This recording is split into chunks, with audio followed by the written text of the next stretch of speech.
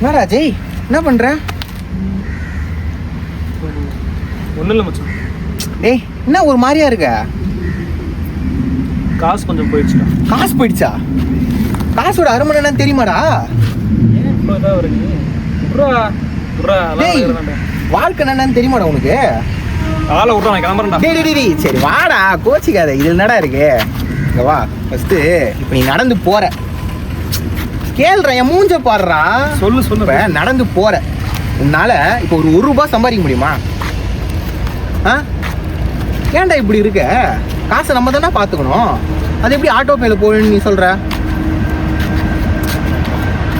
இருக்காதரா ஜெய், முகத்தை பாரு. மூஞ்சி தூக்கி பிடிச்சி வச்சுட்டா என்ன அர்த்தம்? ஒண்ணுமே புரியல. என்னைய பாரு, நான் எவ்வளோ தெளிவா இருக்கேன்.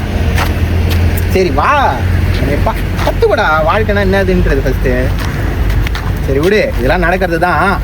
கடைக்கு போவோம் சரியா? மூஞ்சி தூக்கி இப்படி வச்சுக்காத. உண்மை கடை வந்துச்சு, கடைக்கு போயிட்டு டேய் சரி விட்றா, இதெல்லாம் நடக்கிறது தான்டா. தப்புலாம் வாழ்க்கையில் எல்லாரும் பண்ணுறது தான். சரிவா, ஜூஸ் குடிப்போம். நான் ஜூஸ் இருக்காண்ணா? என்ன வேணும்? பெப்சி 2. பெப்சியா? ஆமாம். எவ்வளோண்ணா? 40. ஸ்கேனர் இருக்கா? ஸ்கேனரில் நம்பர் சொல்கிறேன், நம்பரில் போட்டுட்ரு. சரி ரைட், சொல்லுங்கள். நம்பர் சொல்லுங்கள். 96 555 555 470 470 20.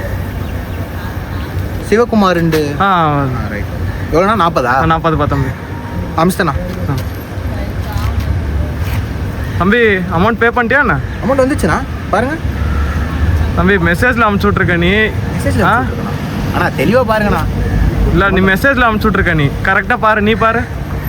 இவ்வளோ பெரிய காலேஜில் படிக்கிற, அடுத்த வருஷம் வேலைக்கு வேற போகிற. என்ன பே பண்ணணுன்ட்டு எப்படி பே பண்ணணும்னு தெரியாதா உனக்கு? பார்த்துல என்ன ஆட்டம் ஆடினடா.